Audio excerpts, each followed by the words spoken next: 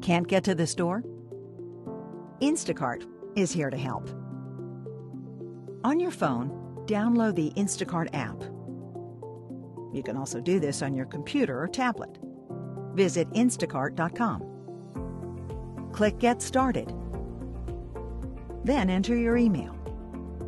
Next, create a password. Make it a good one. Enter your zip code to unlock a list of all your favorite local stores. Select a store and start filling your cart.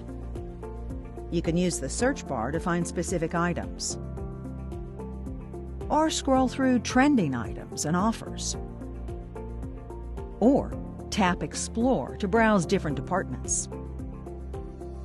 Choose an item you'd like to purchase and indicate how many or how much you'd like.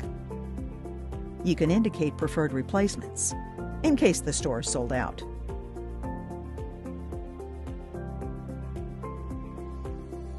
You can also provide your shopper with special instructions.